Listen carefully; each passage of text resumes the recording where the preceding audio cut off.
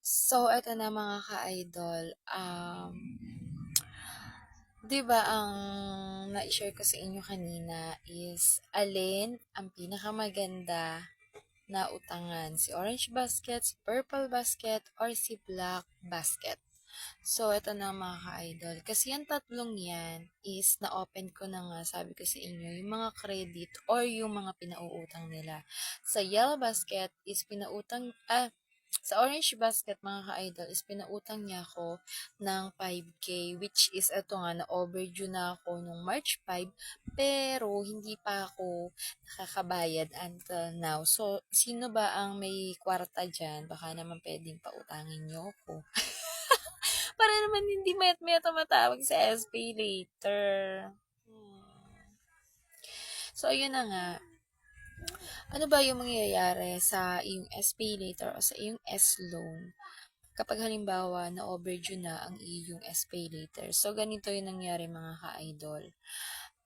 Nung na-overdue na yung SPay later ko, ay tawag ng tawag, text ng text. So, syempre ako hindi ko na sinasagot kasi nga alam ko namang utang ko yun, 'di ba? Nahihiya lang ako at wala naman ako maisagot na pambayad agad-agad. Tapos ayun na nga mga ka-idol. So, na-freeze yung account ko sa aking SPay later. So, ganun po yun kapag na-overdue kayo, ay hindi muna sa inyo ipagagamit ang SPay later at kahit ang inyong S-loan mga ka-idol. So, naka-freeze lahat yon, hindi niya ipagagamit yun. Kasi ganito yun mga ka-idol.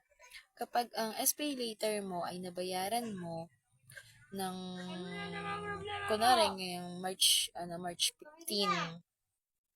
So, March 15, mga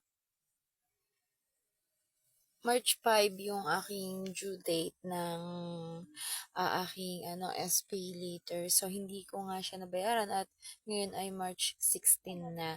So, mga ka-idol, ang mangyayari is ipiprease niya lahat yon. Hindi ka na pwede munang umutang. Ganun din yung nangyari sa aking S-loan. So, naapektuhan ng SPay later yung aking S-loan. Which is, kasi mga ka-idol, ang SPay later at saka ang S-loan, kapag nabayaran mo, sa SPay later, kapag nabayaran mo, is may credit ka, ay pwede mo ulit siyang gamitin kahit na meron ka pang utang. At ito namang ating S-loan ay, um, kapag nakabayad ka na sa kanya at naka 1,000 na yung iyong naibayad sa kanya is pwede mo na ulit siyang utangin. Ganun po ang S-loan.